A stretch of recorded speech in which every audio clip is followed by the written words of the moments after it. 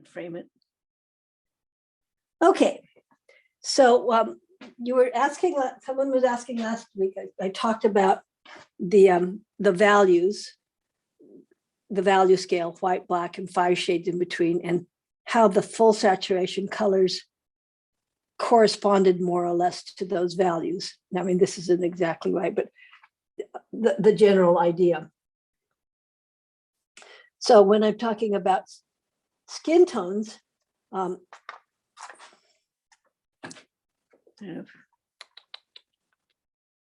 you can see the ones on the here. These are all new pastel colors, you'll notice. And I like the new pastels with the new portraits because they don't, I can put in more layers. So this is the one, that's the lightest tone. Now, obviously, if I'm working with somebody of color, the whole thing shifts differently, although they will still have all those values. And here's the next tone down. So this one tends to be kind of a workhorse color. And here is Rosy Cheek Pink.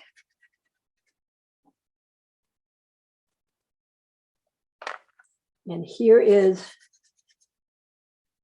a darker one. This is pretty saturated and would probably need to be grayed down. And I think there's a more yellowish version. I mean, a more orangey version.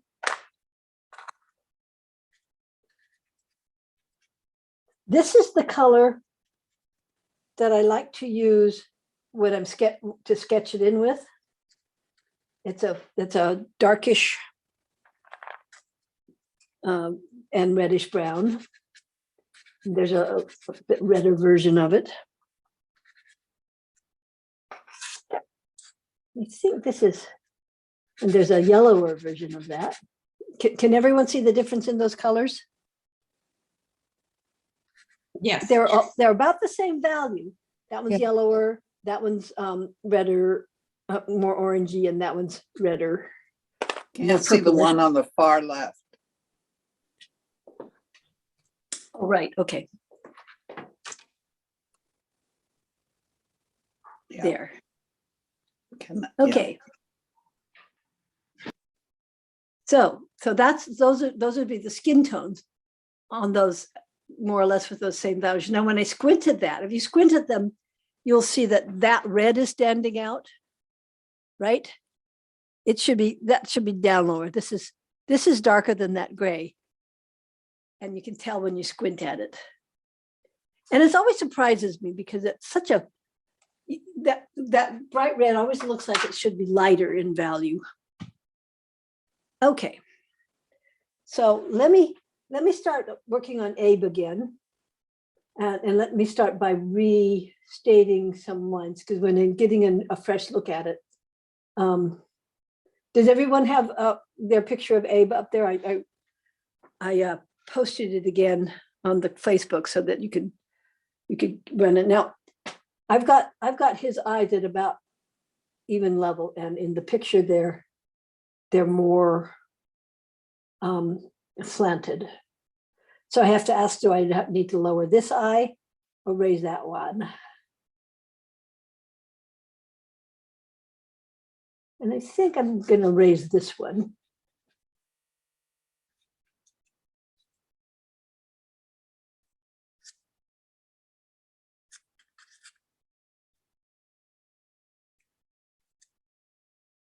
And so I'm going to kind of brush out all of that stuff instead of trying to adjust it. And I did that for a long time. I would have a lot of it done like that. And I would try to just kind of adjust it all a little bit at a time. And that's not the right way. The right way to do it is just to wipe it out and start over. And it's much faster that way. Okay, let's get a middle tone there.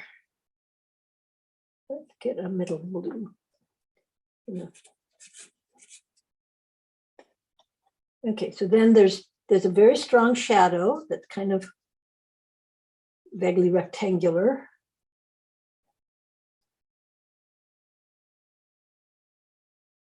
And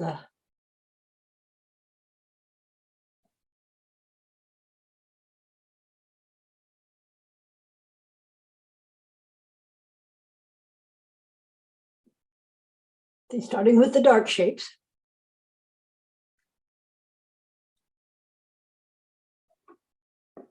You have to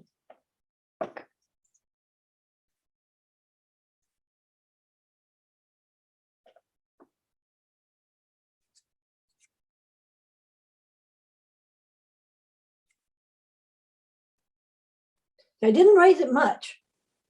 Maybe what, 1/8 of an inch? And can you see what a difference that made? Maybe not yet.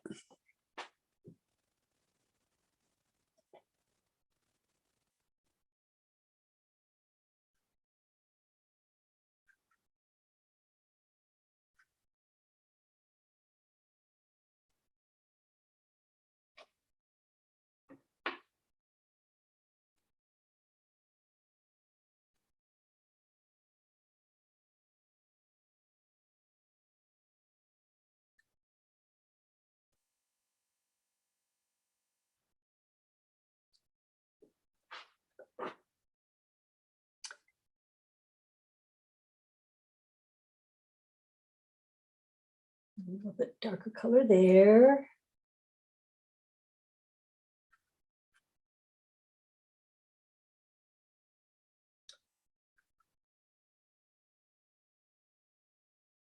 So I'm wondering if I should call this loud Abe or bright Abe.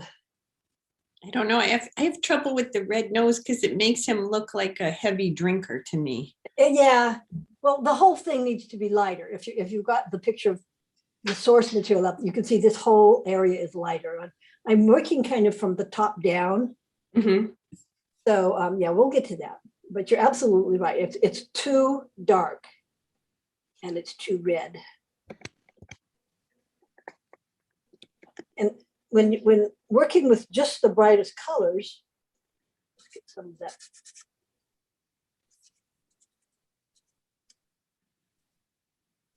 I'm going to make a little note here that I'm not, this is a full stick and I'm not breaking it in half because it's so thick anyway, I'm going to be able to get broad strokes from it.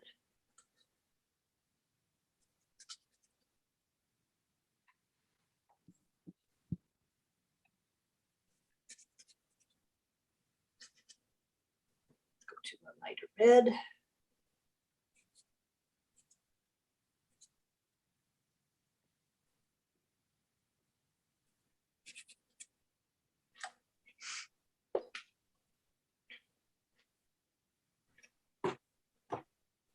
I like bright Abe. I think it fits. Like, yeah, bright is good. Okay. Yeah, I do too. I've got Nonsense George, because he's just all those nonsense colors. Does anybody know what eye color Abe had? How about brilliant, babe? Brilliant. Oh, yes. Ooh, that's good. Oh, Yeah, that's good. because, Good you job. know, then that kind of talks about his personality. Yeah, good job, Chris. Not that I have anything against them, mind you, but it's just. So as I'm working, I'm going to hold this up. So as I'm working, every time I start working on an area, I'm refining that shape. See here, there's like this distance here. There's this angle and that angle that have a relationship to each other. And there's that angle and that angle that have a relationship to each other. And this shape has a specific shape. This is a specific shape. There's that dark triangle. I mean, that dark rectangle there below his eye. So I'm constantly reevaluating those shapes in relationship to all the others.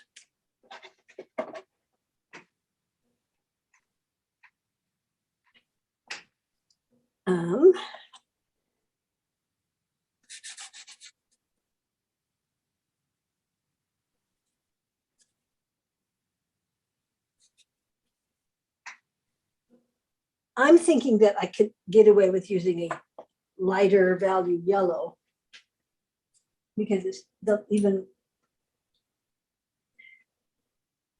Let's try that. For the really bright notes. Now that picture of him, there's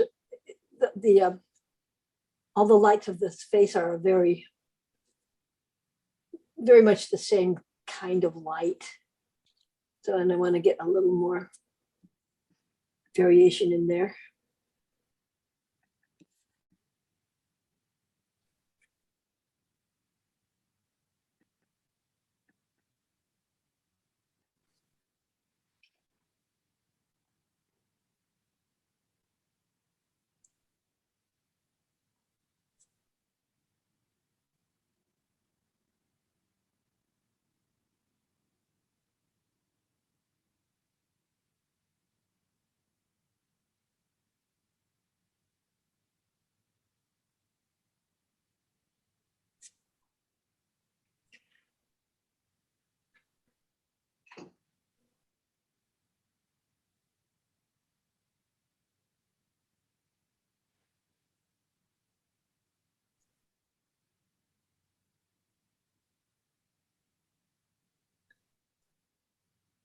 Some when I'm doing that, I'm just modifying. I don't want a full strength. I just want to modify it a little bit. So I'm just doing a little bit of a, see how that's, sorry, I got some red in there. That's modified that green, but not completely covered it.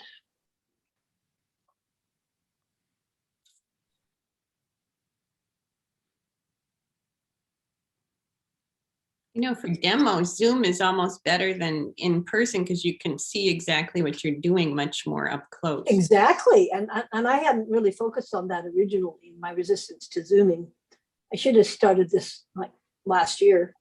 Yeah, that's a big one because in classes, you know how y'all have to sort of look around me because not only is my shoulder obstructing it, but my head and everything else.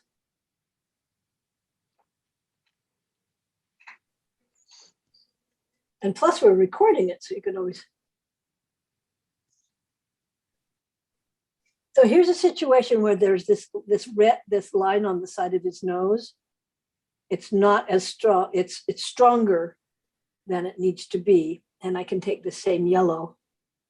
Maybe I'll start with this orange instead and do that thing across there.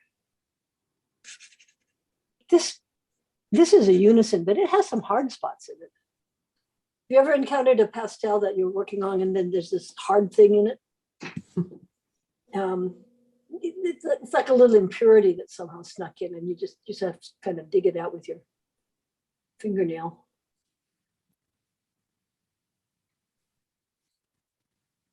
There, so that line is not nearly as obtrusive. In fact, I may have overdone it.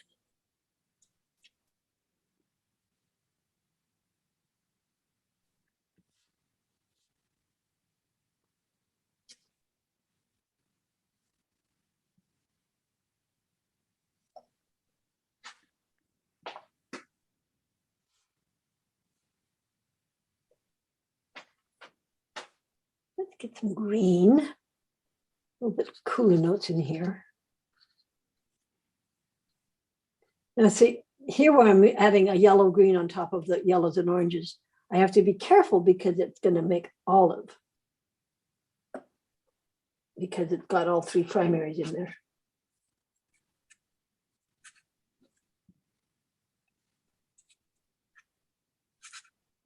I've discovered that if I keep my hand in my pocket, then I'm not tempted to hold a thing like that and be in the way.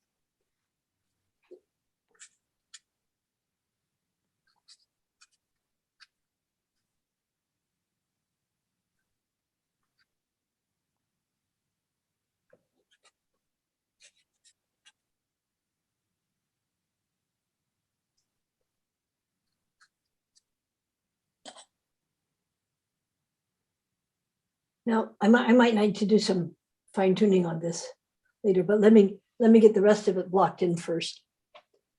Okay, let's see. So that angle here.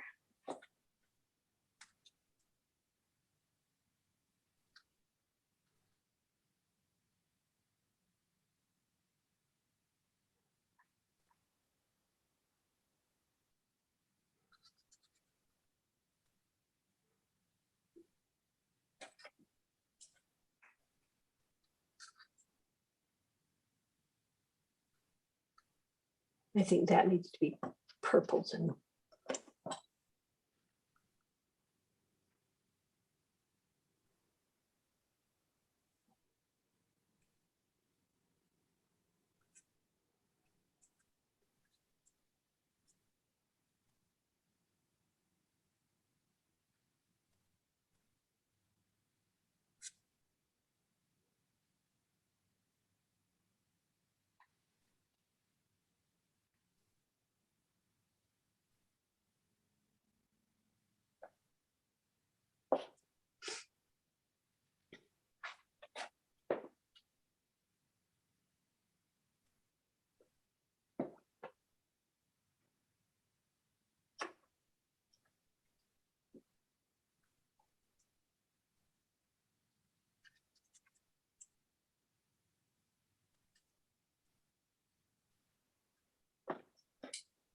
okay, so the distance between his nose and his mouth, I've got too far. This is one of those things that I tend to do. And the question is whether the nose needs to be longer, and I think that's the answer, or the mouth needs to move up. And I think it's actually a little bit of both. His mouth is not in a line with his nose. It's off that to that side quite a bit.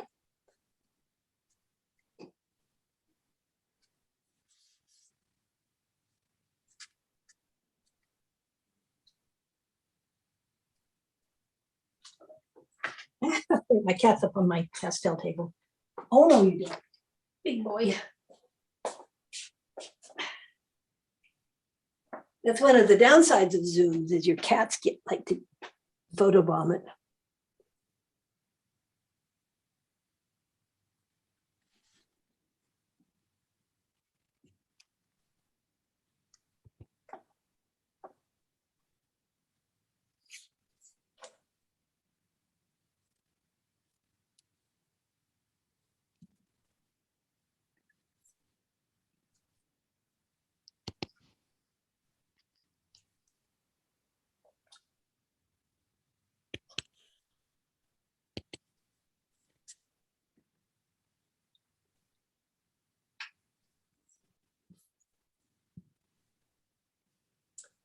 See, on this side of his face, the edge of the mouth lined up with this edge of the nose.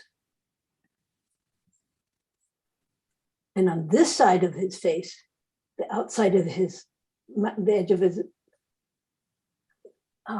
mouth lined up with the center of that pupil. So that's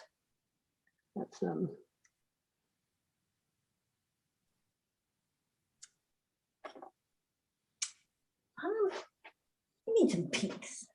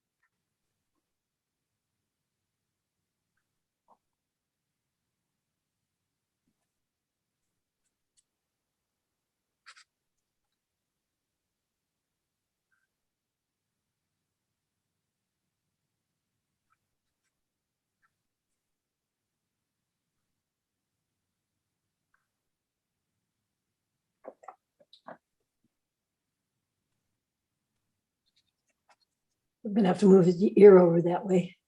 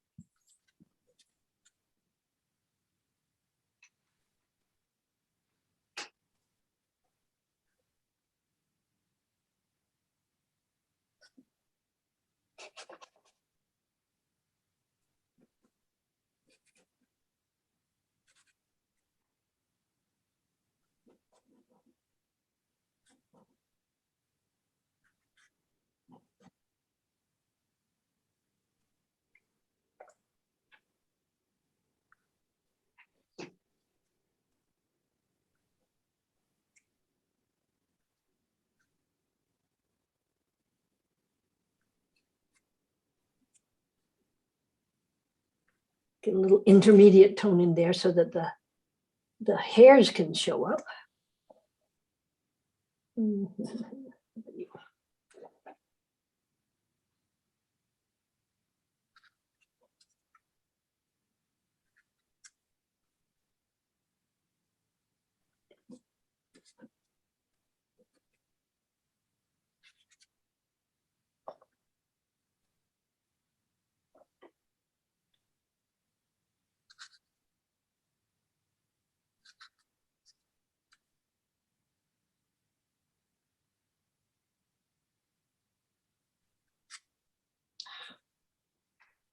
This is when I miss my computer, when I put in a stroke and it's the wrong one and I can't just hit undo. But pastels are so forgiving. They're the next best thing.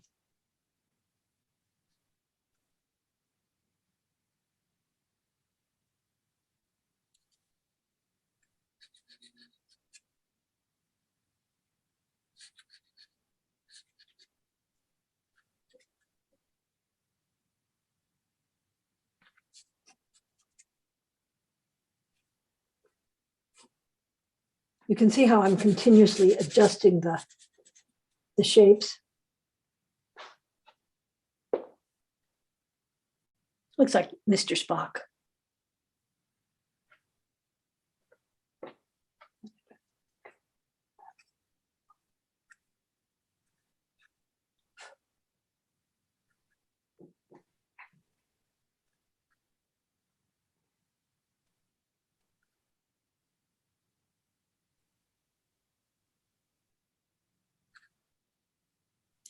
Nancy, this is Maret. How do you keep the edge of your pastel from rounding out? Not on the long side, but on the short side. I always hold my pastels this way. Two Yeah. fingers on top and the thumb at the bottom. And as I stroke, it naturally puts more pressure on that edge. Right, but when you use the tip, how do you keep that sharp?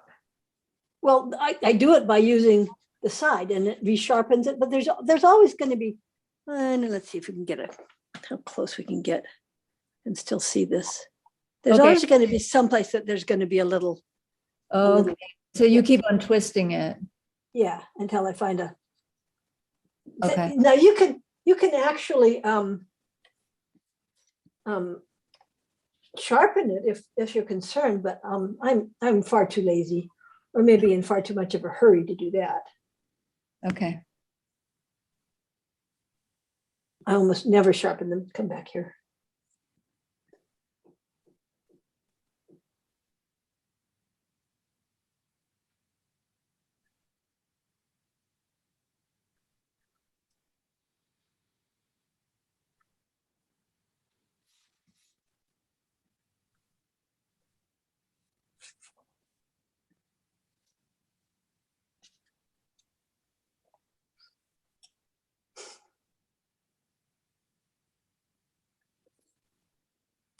Let's get some.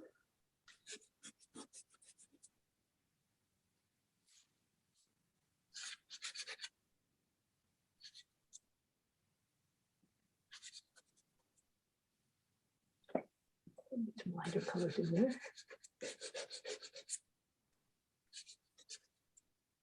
I really like the rectangle and the square pastels.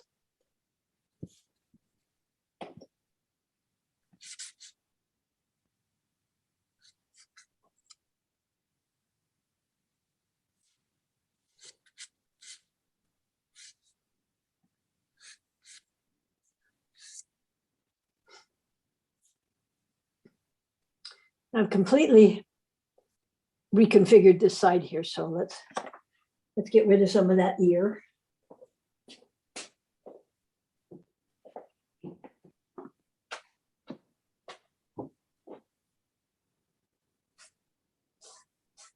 So Jane, your method of working all of this stuff out with sketch ahead of time has a lot to be said for it. I like this more organic approach, just because it's more fun.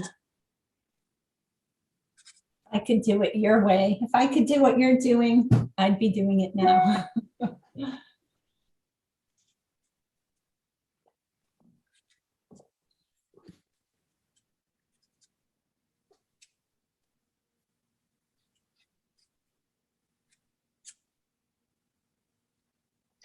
Well, all it takes is, years of practice.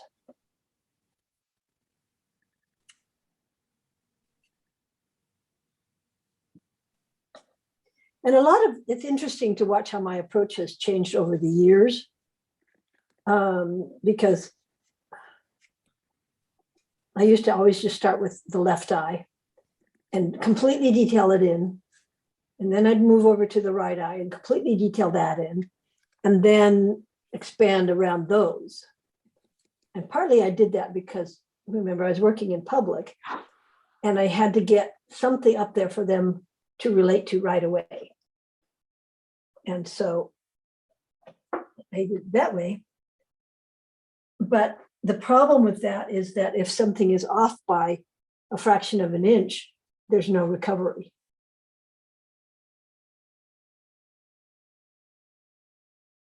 Okay, now I've got quite a lot of pastel at that point, and you can probably hear the difference. And this is a harder color.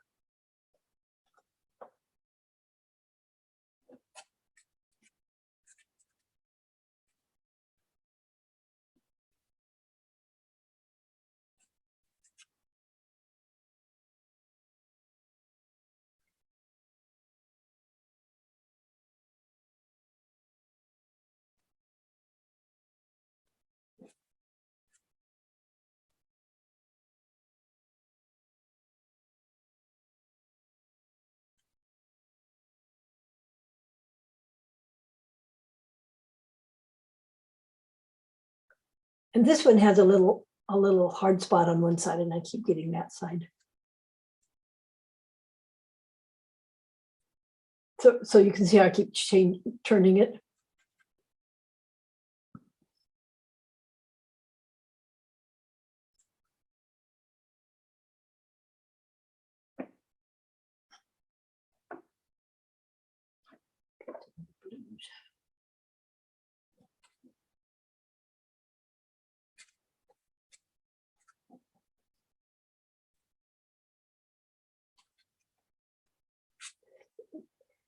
It's pretty much all built on observation.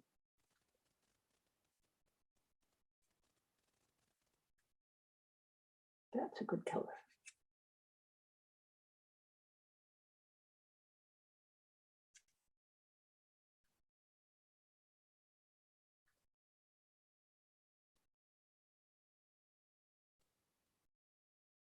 That up here.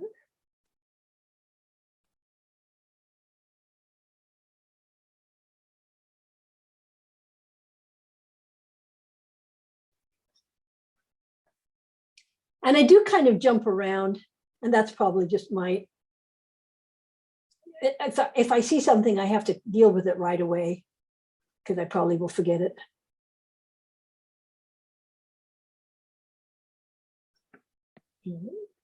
Nancy, Yep.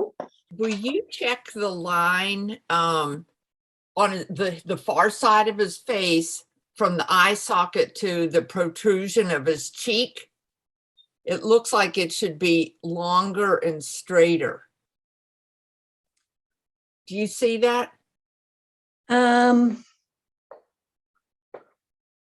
Yes. Here to there. Yes. Yes, it should definitely be straighter.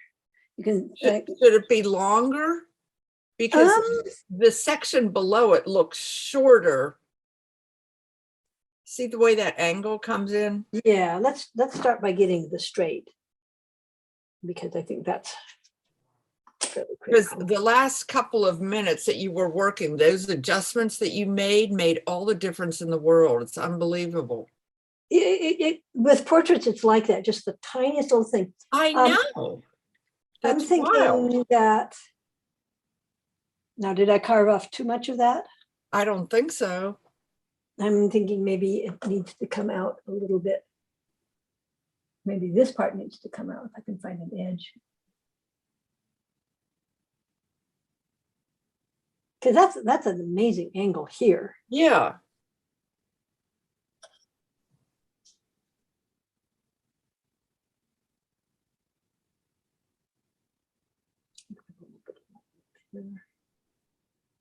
I think it's definitely improvement.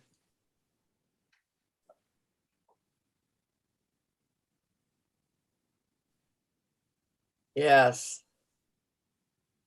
That is a sunken cheek. Yeah. He must have been a really scrawny guy to have cheeks that are that sunken. Well, he certainly didn't eat away his worries. No. And he had plenty of them. He also had Marfan's disease. Right. What is that? It's What is it affects the skeletal things, makes you kind of Long and tingly, and it also affects the heart. Oh, really? Yes, right. Mhm.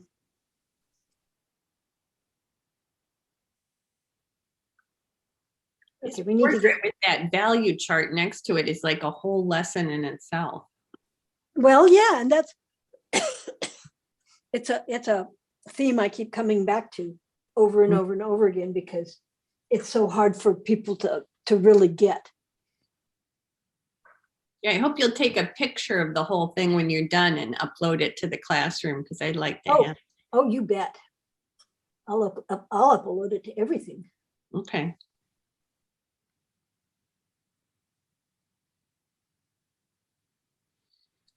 You know, with my current work with the computer and a lot of when I did that cabbage scarf project a while back, and I got like 8,000 followers on Facebook. When I was posting that, but it turns out that Facebook nowadays, I mean, all of this crypto stuff and the NFTs and stuff, that's a newer generation. Facebook is for fogies. Right.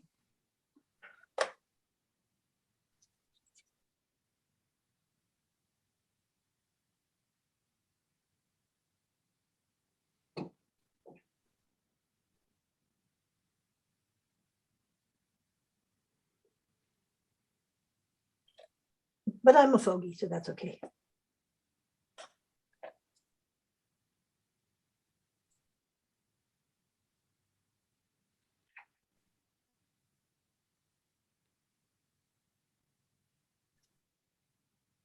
How are we doing for time? It's a few minutes before 1. Oh, so I got a whole hour. Good. I might need it.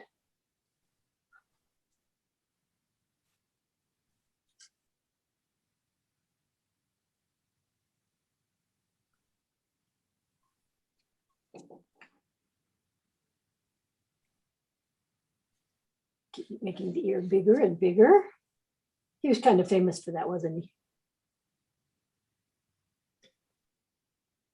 So the lower earlobe lines up with the bottom of his nose.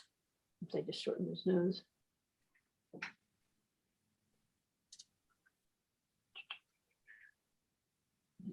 Angles off that way.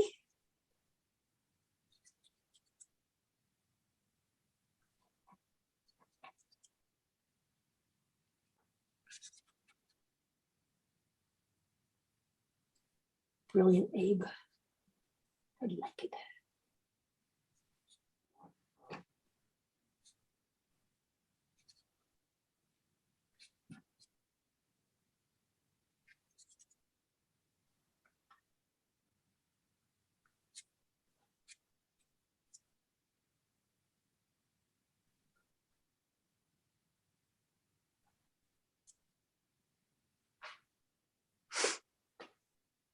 And I can stand back now. I just stand back and look at what it looks like on the iPad, which is the camera.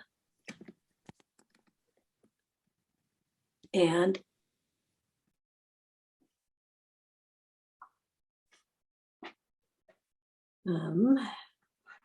Needs to be bigger.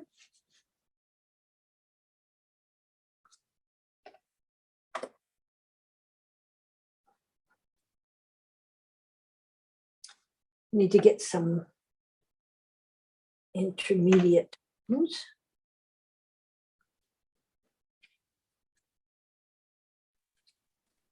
It's really helpful that you have to redo things because that's what we have to do.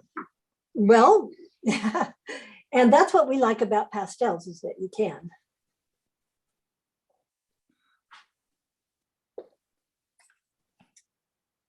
Yeah, and especially when I'm doing it, this approach where it sort of grows organically along with the lightness.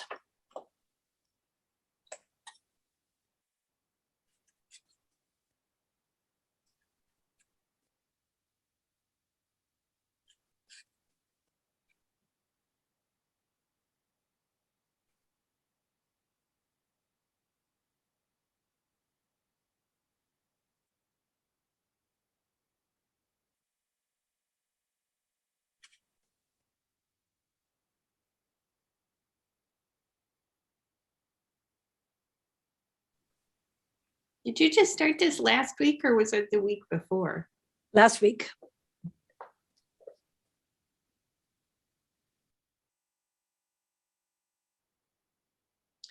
Now, does that ear look like it's big enough? He was famous for having really big ears.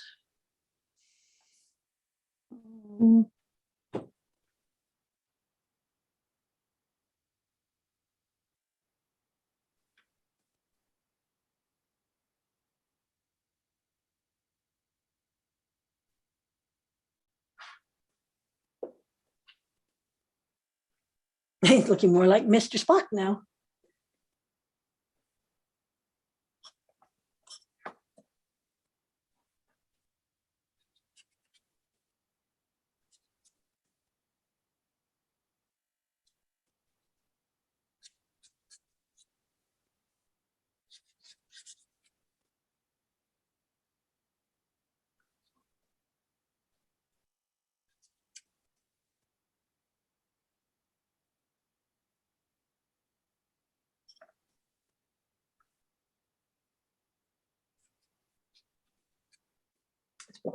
We need more blues in there, don't you think?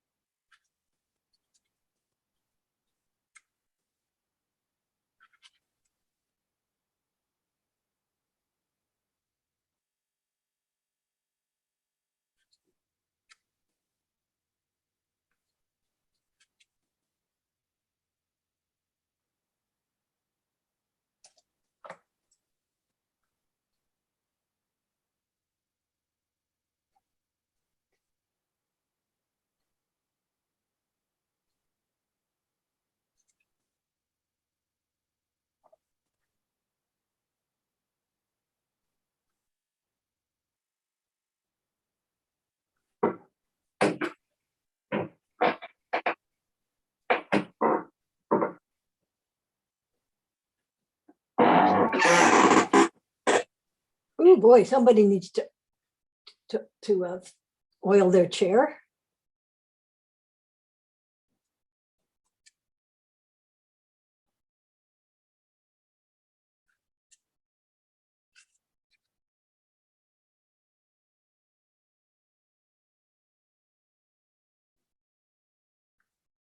So even if the value is the same, the cool colors tend to recede and the warmer colors tend to advance.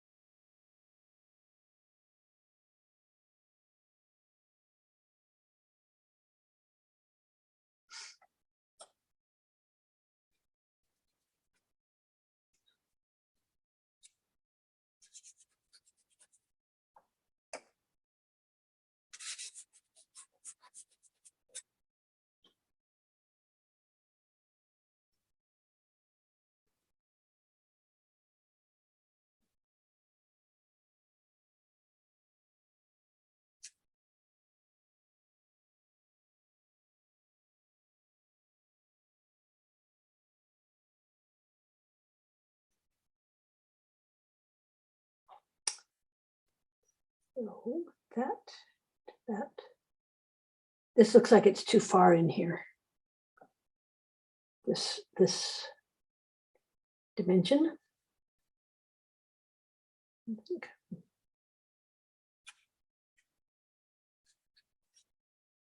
What we need to do is bring his.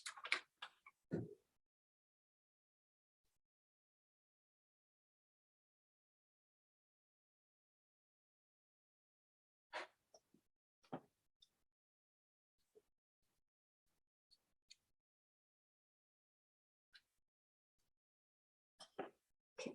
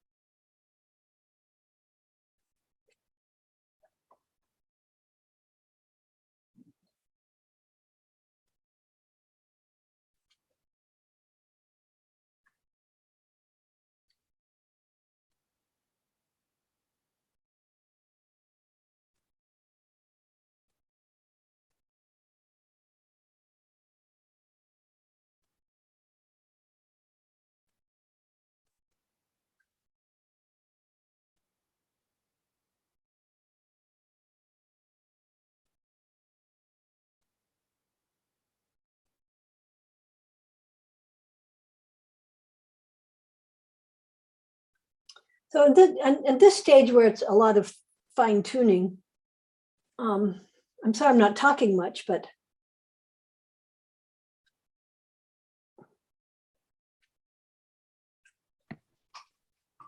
I think what you're doing is it's really honing it in. It's amazing. well, yeah, and it's just little stuff.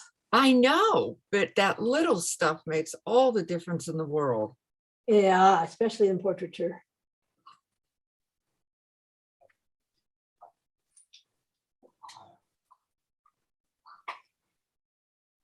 Let's get some, you know what this picture lacks? What? Purples. Oh, It needs more purple.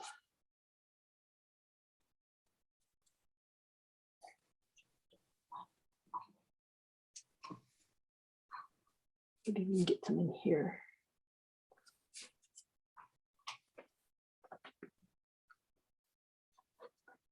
We just stand back and look for a little bit to make sure we've got. Well, it's not quite precise, but it's no question who it is.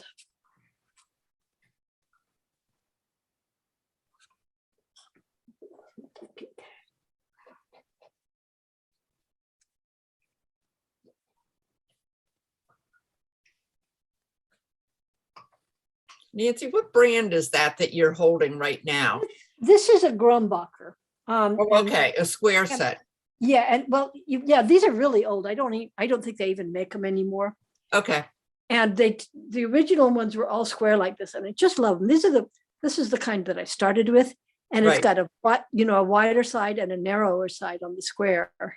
So it's like the end is rectangle, not square. Yeah, that's really nice. It's really nice, and I acquired quite a lot of them in my eBay acquisition phases. Yeah. Far more than I can ever use. Unfortunately, they're very uneven in the softness category. Oh. Why are you so hard? And some of them are just worthless and some of them are wonderful. Do they still make them or are those old? These are old. I acquired, there was somebody in farther east in Maryland who apparently had an art store at some point and had a whole 3 metal sheet metal boxes, each with 5 drawers. You know those big drawers that they have at the art store where you pull them out and they're all full of pastels? If anyone's been at the store at the school, they have those drawers. And I bought the whole mess. There were probably about 900 Grumbachers in there. Or I don't know, 500. They're a lot.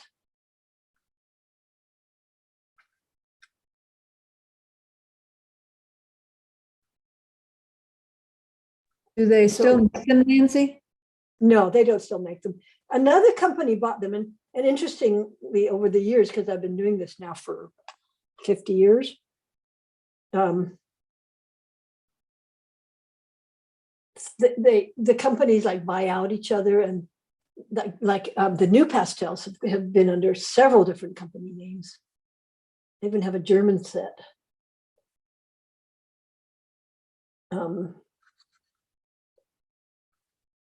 And different manufacturers' names, but it's the same product. Okay, now I just smudged that up.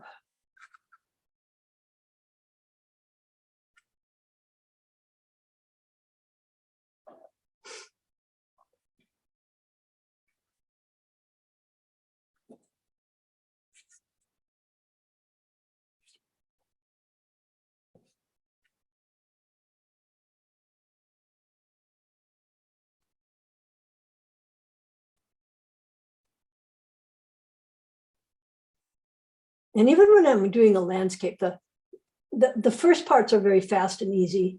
And then the development part, that takes about 5% of the time to get the composition set and so on. And then the development time, getting the colors, the values and colors block in, take another 40% of the time. And the thing that takes the most time is the fine tuning.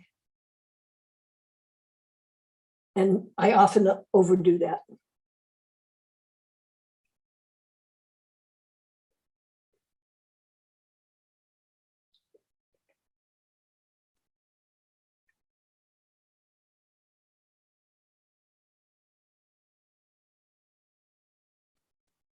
I'm trying to keep my shoulder out of the way.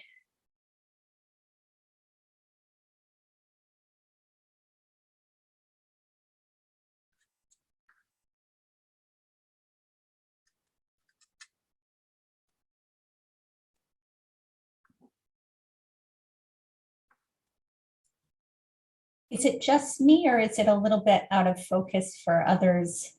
Well, it seems to be out of focus, and I haven't figured out. Yeah, it's even out of focus on the iPad. That's filming it. And when I see it on my desktop, it's very out of focus, and I have no idea why or what to do about it. So Nancy, I think it's when you put your hand in there, it tries to focus on your hand. Seems like it's working. Yeah. See? it's Yeah. either clear. How it's trying to find where you're supposed to look. Well, and that's one of the problems with pastels in general is they're fuzzy, and these cameras are looking for something sharp. Mm.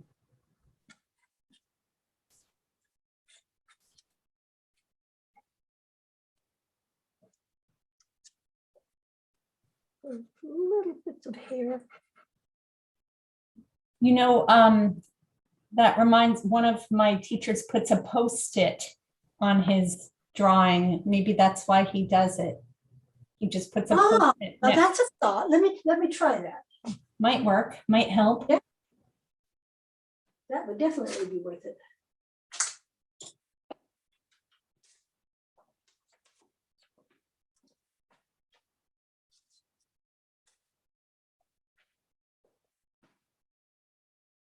Well, the Post-it's sharp.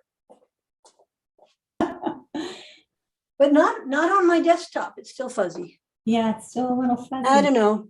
I don't either. And it's, I'll have to check that on the recordings, whether or not they're fuzzy. I think we're closing in on him.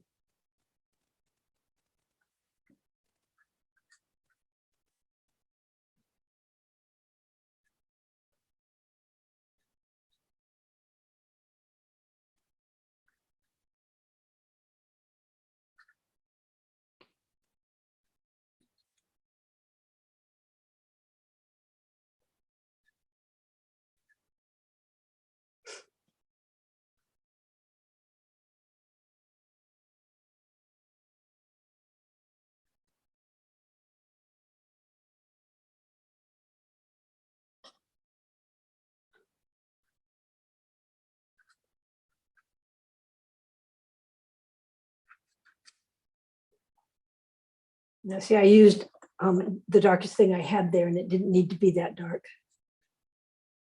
And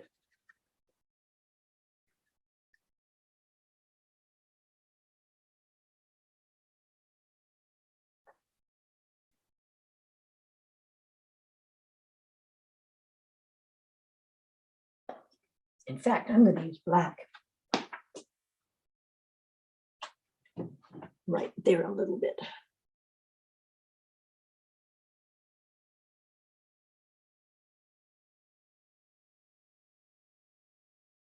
Full saturation black, right?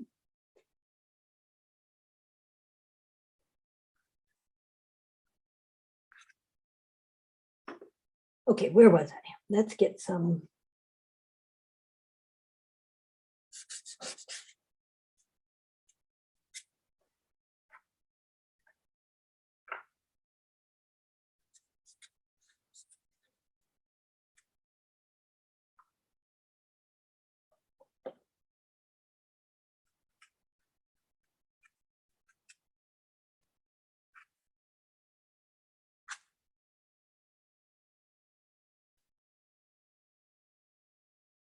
Stroking in the direction of the growth. That was too light. Let's go one shade darker.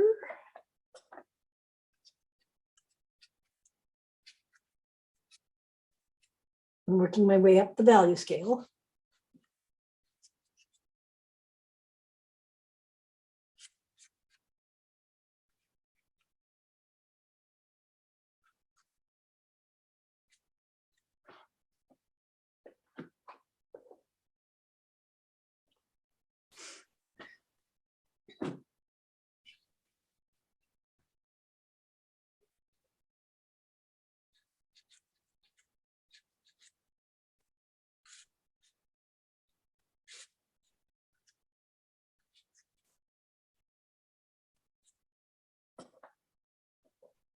Now go that lighter shade. Yellow green. See, I cheated there. That was a green that had white in it.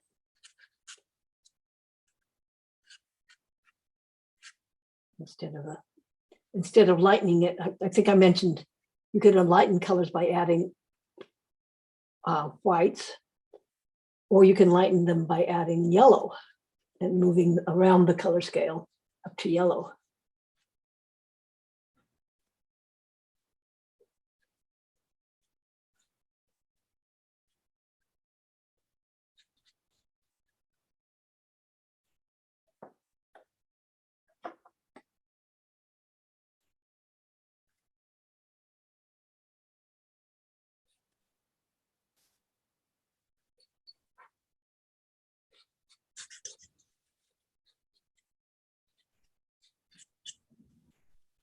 So, you know, I moved up the value scale, starting with this very dark blue to put in the highlights in his hair, but I am now restating some of the darks. So in the development, you definitely want to work dark to light, but that doesn't mean you never use dark again.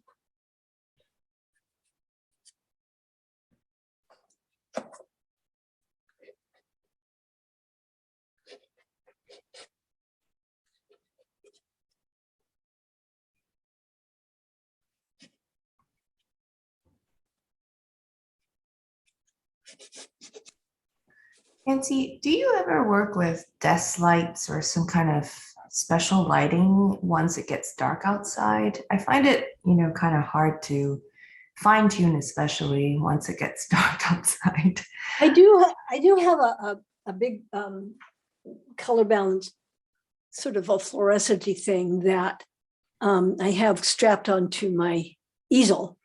It was too, in the early classes, it was too bright. And so it's now up about 3 feet above it. Okay.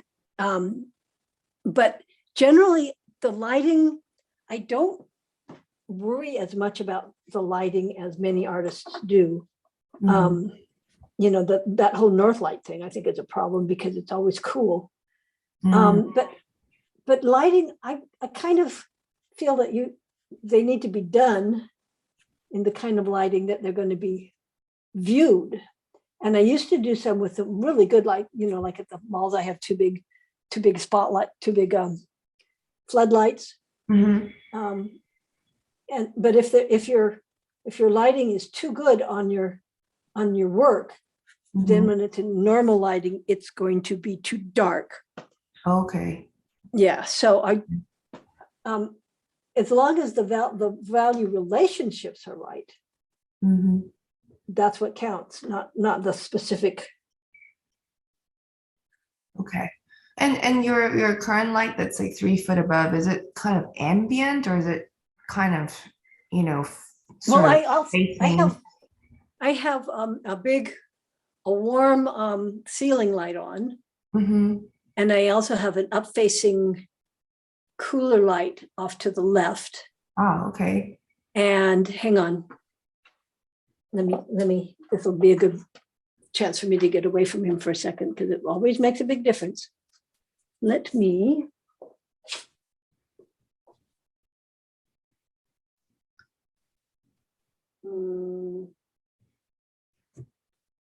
Let me.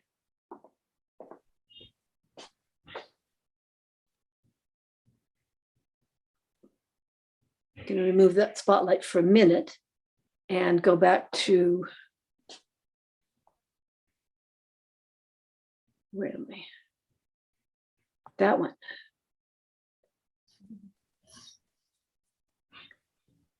On speaker view, it's the. No.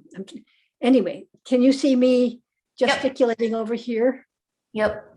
Okay, so there's the up-facing light, Oh, uh-huh. and the light above the easel is about where, well, on this one, it's about a foot above that. Okay. And then there's a ceiling light. Mm-hmm. So I've got lots of light on it, but Okay. Yeah, no, that's super helpful. Because I have one of those gooseneck things that you have in the back, and I tried aiming it at the easel, it really didn't work out well. yeah, it's too bright.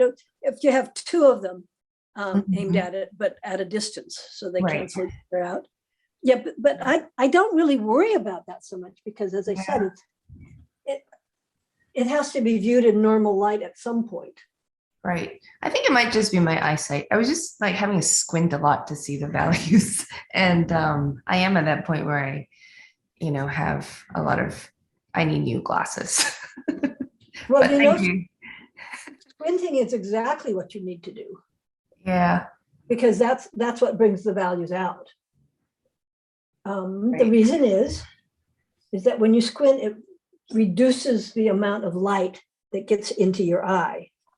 Mhm. And as the level of photons, as the number of photons go down, you got your rods and your cones in your eye, and the cones see color. There's not as many of those, and the rods see value.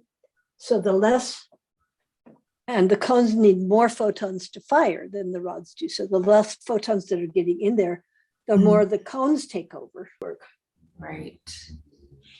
And that's another, and one of the reasons I like yellow flowers is because you can still see them at nighttime. You don't see them as yellow, you see them more as white, but you can see them. Whereas all of those middle values, all the reds and purples and stuff just disappear. kids.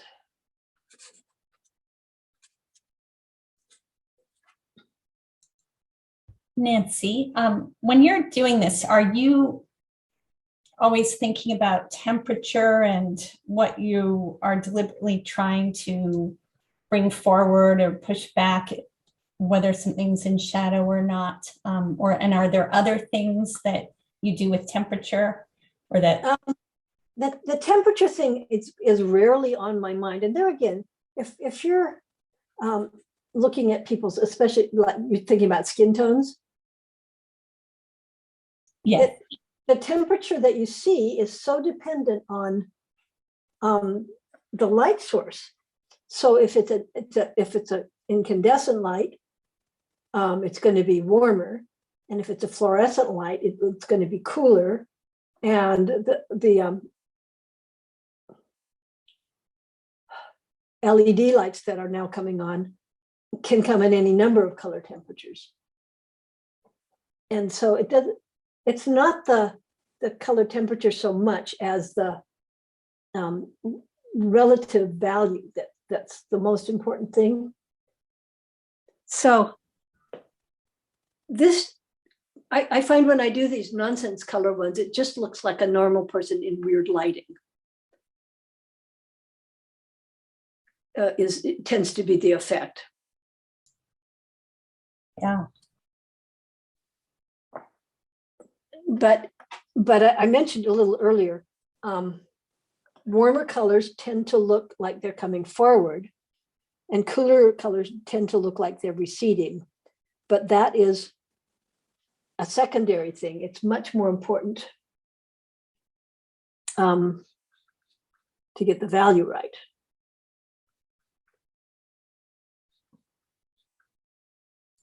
So you would use warm colors in shadow areas, or would you tend not to do that, but necessarily not No, to interestingly, shadows tend to be warmer. They do, yeah.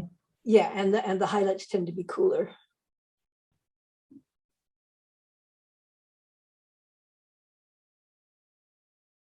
And years ago in art school, I had a class that was assigned to sort of do an underpainting in orange and green. The green was in the shadow area and the orange was in the highlight areas. And the idea was that you were forced to use warmer colors in the shadows to counteract all that green, and cooler colors in the highlights to counteract all that orange.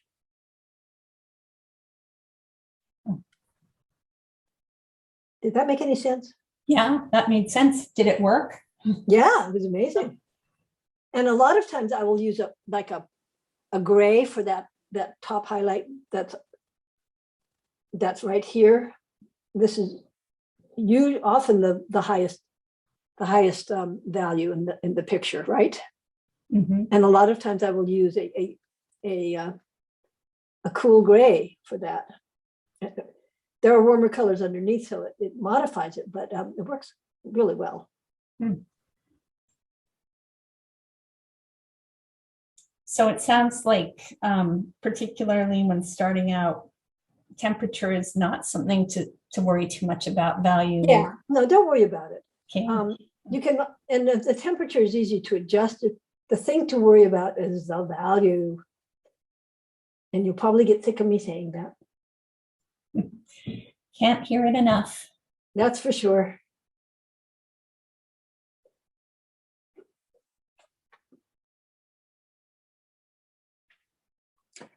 This part right here needs to be a light color. And I don't know I want to use whites there. We need a really bright, lighter pink. Let's see, what's that?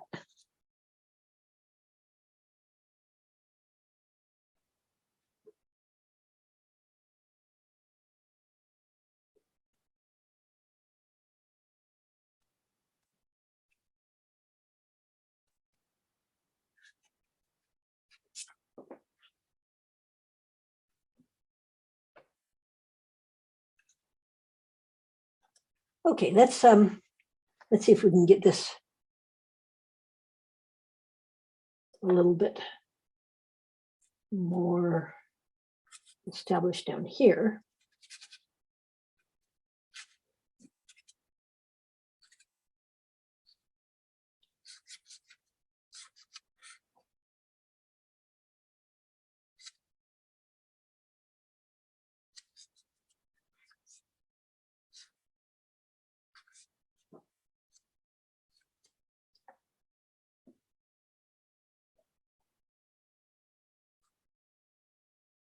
So since we have nothing that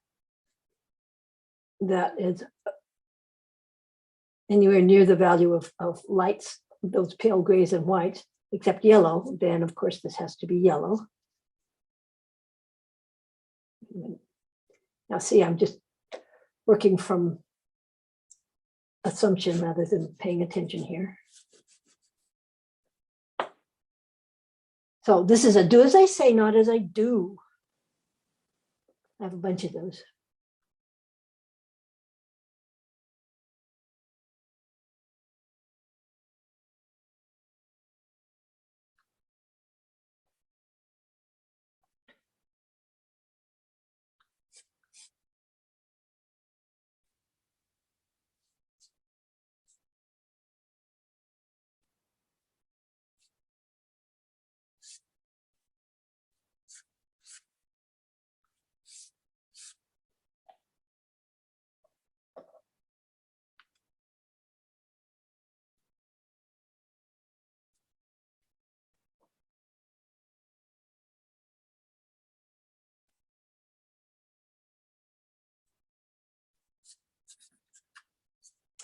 Now there's just a few things I've put in here, just a few shapes and lines, but you notice how it establishes his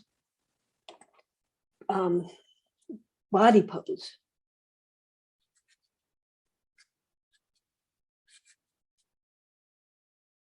The shoulder is lower than this one, which indicates that the body is turned away farther than the face, but not much.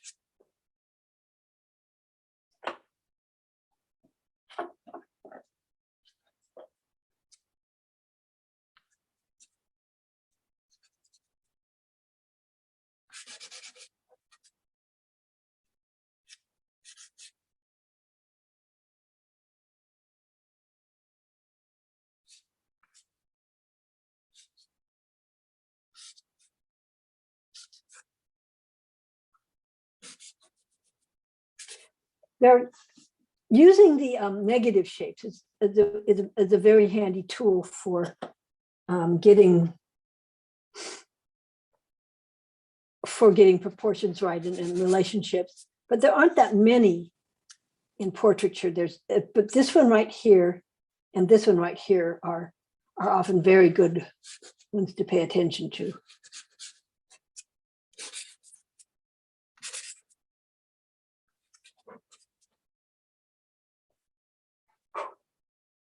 That is a heavy duty pink.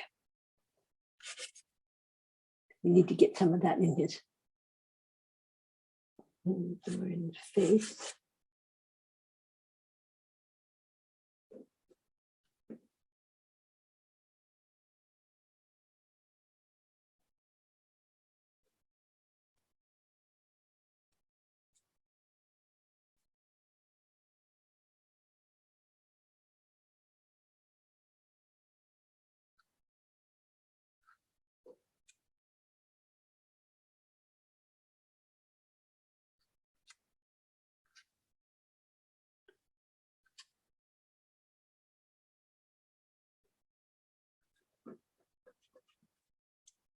That's this color. It's pretty low value.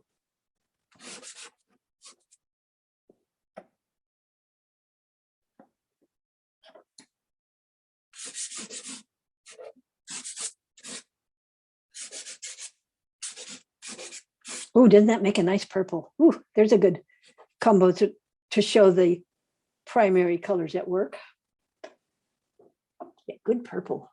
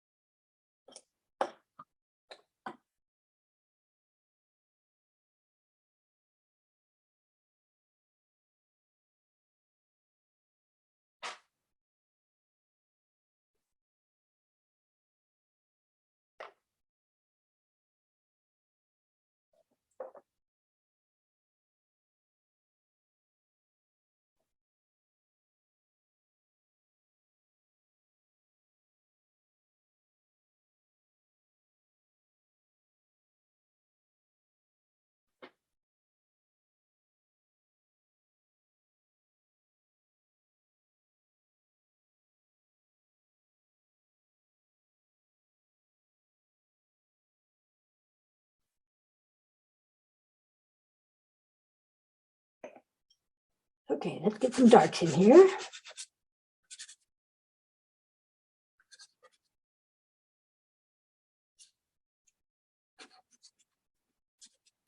And this area here where the beard and the skin are intermixing, I'm going to put in an intermediate value.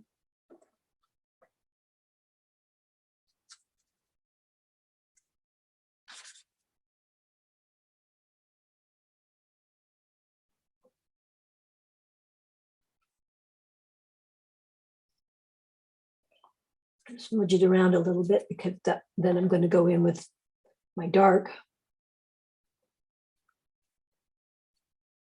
to get some of that texture.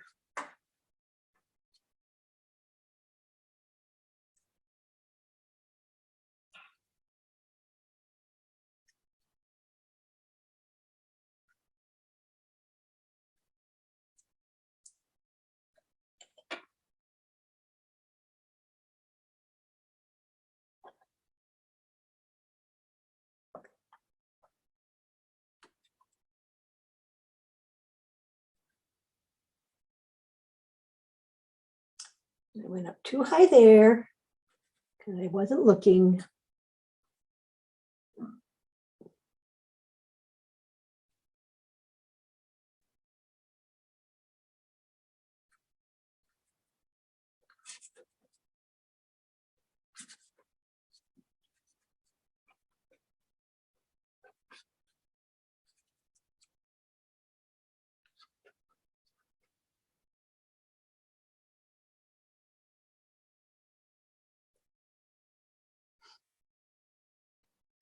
It's a problem in portraiture to have this where hair and skin meet for fair-skinned people with black hair.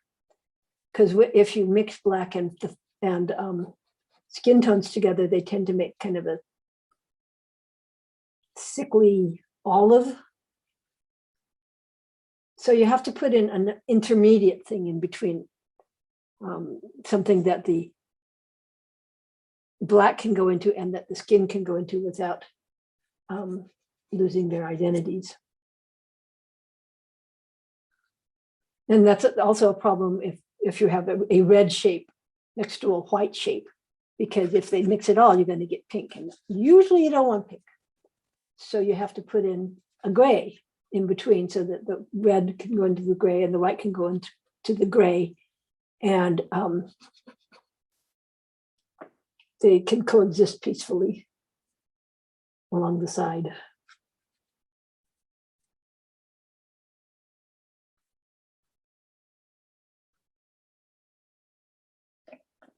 Let's see, what color do I have? That's a lighter. That lighter yellow.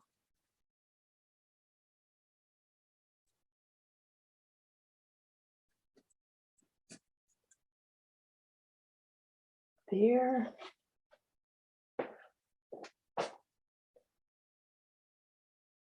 Okay, so now I'm standing back to look, and it's trying to focus. I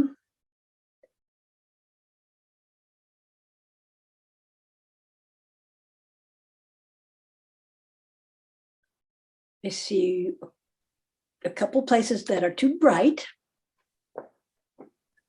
That one right here. Now the camera is pumping up the contrast a little bit, but that's still too bright.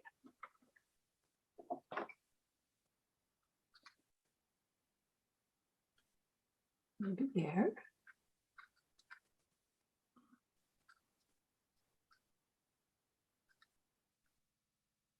Use some lines under his left eye, which we see as his right eye. That one? No, the Yeah. other one.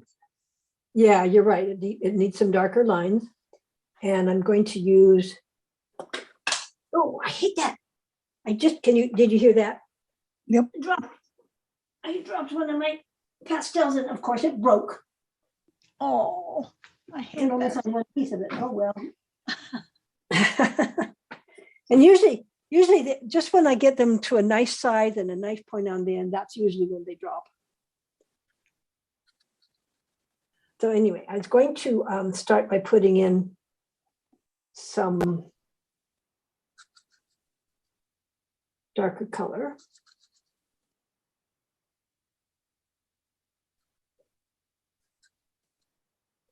It's part of the world weary look.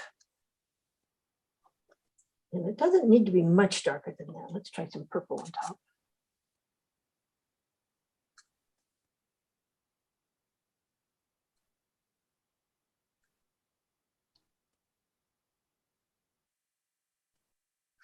Or if anybody earned the right to look world weary, it would be him.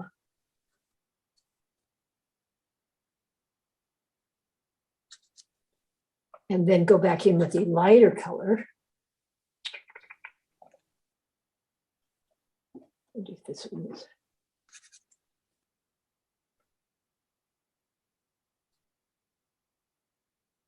Not lighter enough.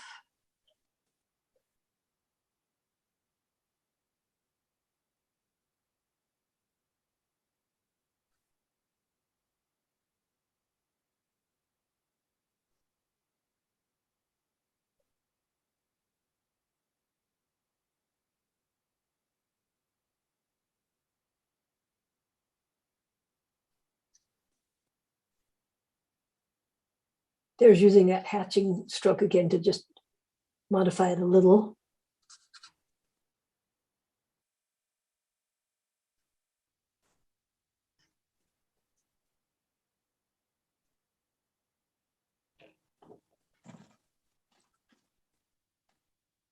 So I thought we were going to have 2 more classes after this, and so I was going to do an underpainting landscape.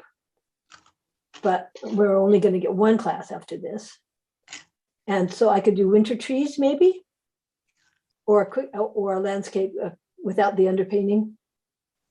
Winter trees would be good. Yeah, since we're heading into winter. Yeah, I like winter trees. Okay, winter trees. So are we going to meet next week, or are you going to see if we could do it the week after Thanksgiving? Let me make a note. I'm going to see if we can do it the week after. That would be good. It seems like more people could come then. Right, exactly. But let me make a note because I remember nothing these days.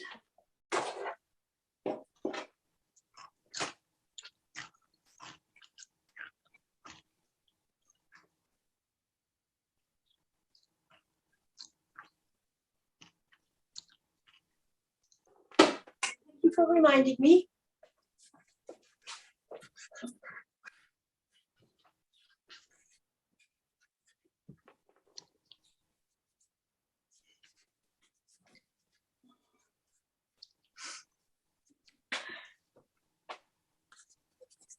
Okay, so let's get our really dark darks here.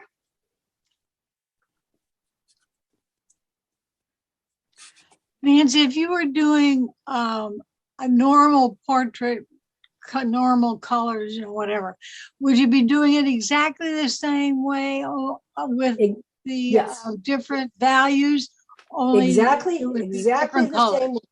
Yep, exactly the same way. Okay.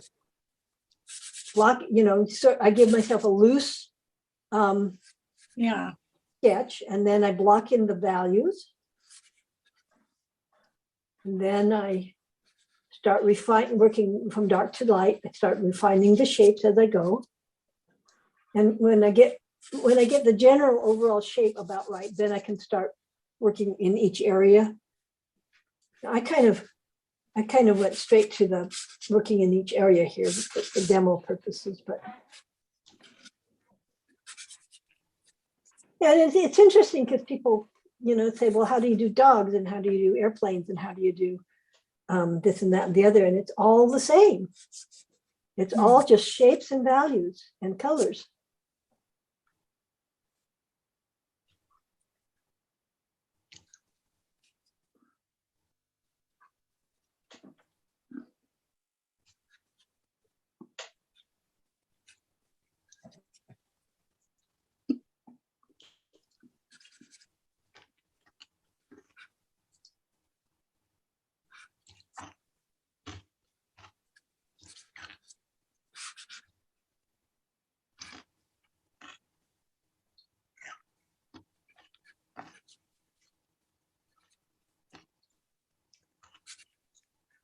And see here over in this part where there's his jacket is making a deep shadow right along here. Oops, got a little too far in there.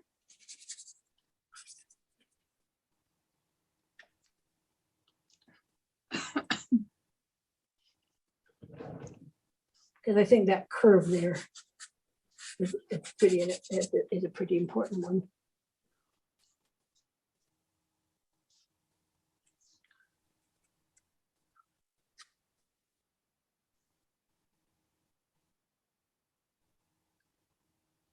And he's got some white coming in his beard.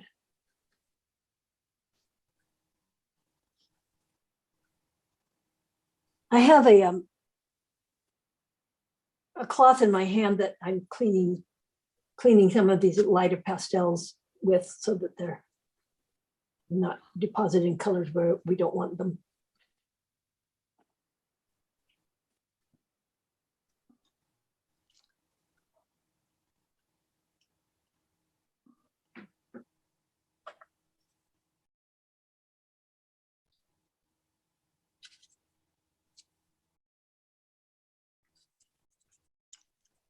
I apologize, but I have to leave now to pick up my husband. I'll see you next lesson.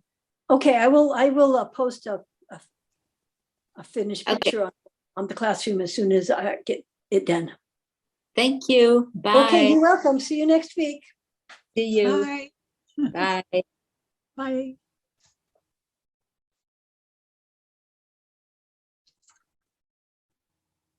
Now, last week, when I thought I had finished with the demo, with the part that I thought, and I thought you all had a little bit more time to work, but most of you didn't work, you left. So I'm going to keep working on this, and you can work on stuff as you want, but I'm going to keep working on this for a while. We're closing in on it. Okay. Looks cool. I think some of you work while I'm talking anyway. And you certainly do while I'm critiquing, which is good. No problems there. Okay.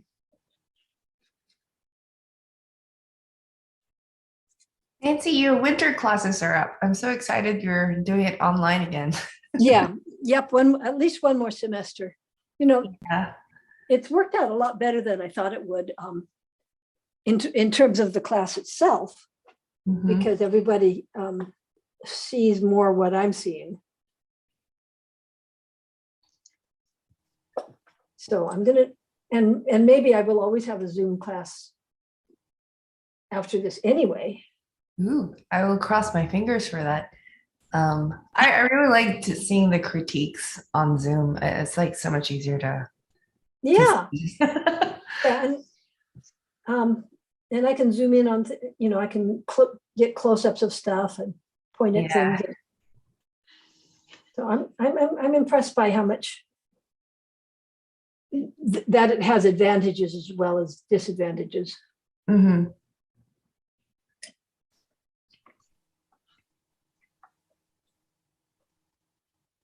Mark, are you still there? I think he left. He left a note saying Yeah. he was Yeah, gonna delete. be by. I think. Yeah, he said he would have to leave early No.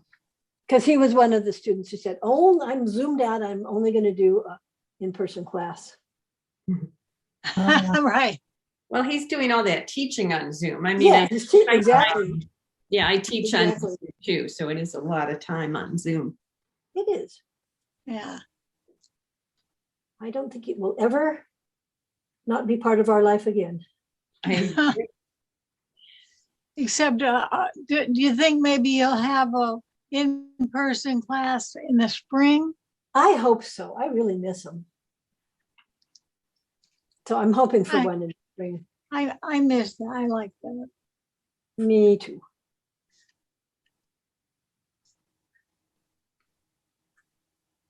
Let's get some more purple. Just we need to bring the darks down here a bit.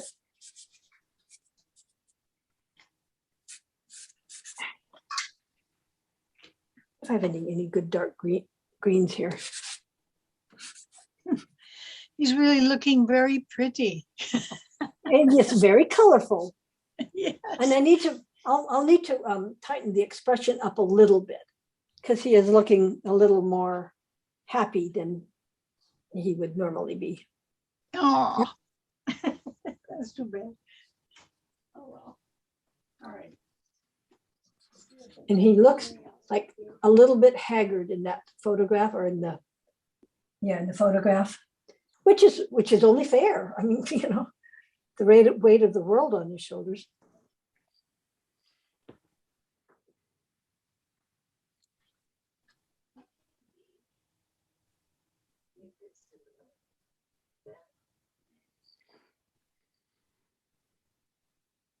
And that's pretty amazing. What? The whole thing just looks great. And it's interesting to watch the process, isn't it? Sort of emerging out of the fog. Yeah.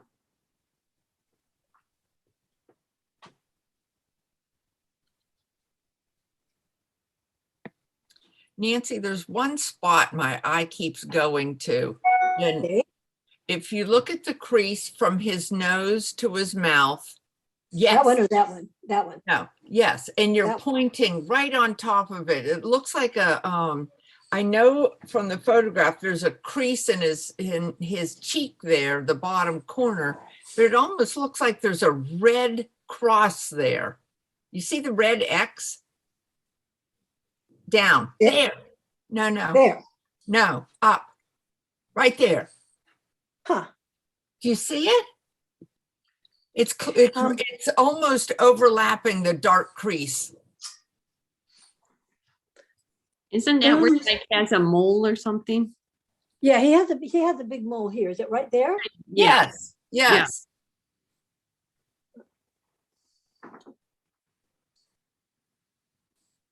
Yeah, there's a kind of a famous mole right there.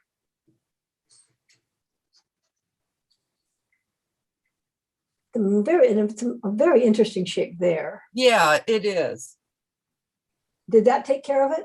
I think so, because to me, looking at it on a screen, it looked like there was a little red X there Ah, on right. top of the yellow. Yeah. So yeah, that's much better. Thank you for pointing that out. Yeah, that again points out giving back and having a look and how important that is.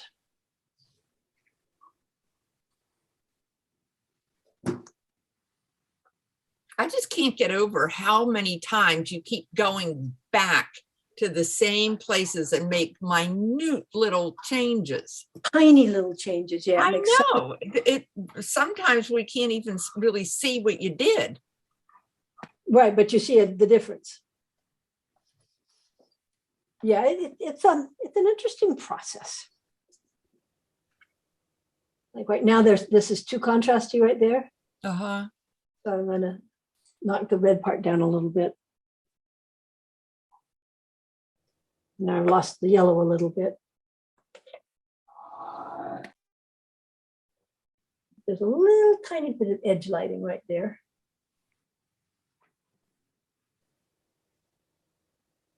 Am I getting any better at not being in front of it? Yes. Definitely. Yeah. Retrain myself.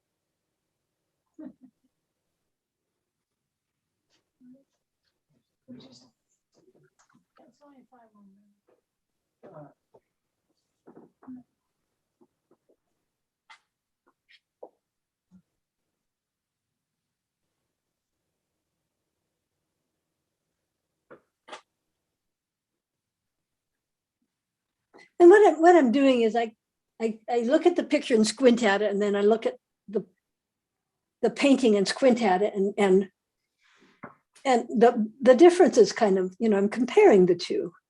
And when I compare them, I notice little differences. So I adjust the painting to be more like the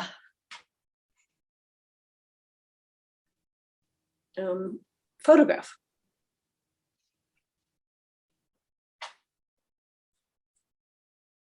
Where's that paler yellow? Paler yellow.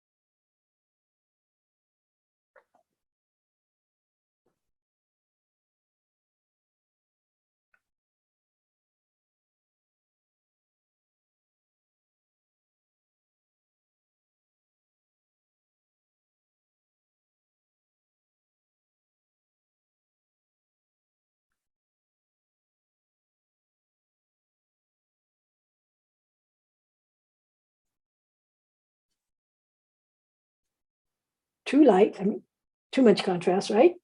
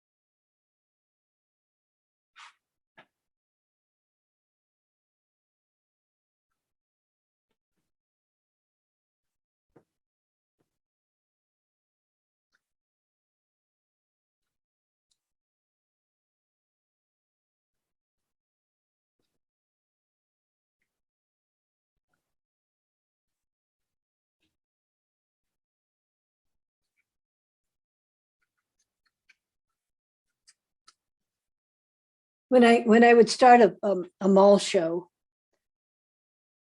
the first few days, it would take a while for people to discover that I was there, and then they would have to go home and look through their pictures, or they'd have to go home and talk to their spouses, or they'd have to go home and talk their children into coming in, and then they'd start coming back. So I usually had 2 or 3 days where I wasn't doing commissions, and I would work on animal pictures or other things. But I wish I'd thought to do George and Abe back then. That would have been a lot of fun. A lot of portrait artists do celebrity pictures so that they, because everyone can see whether or not it looks like Elvis. But I was never into celebrity stuff, so. But these are celebrities, right?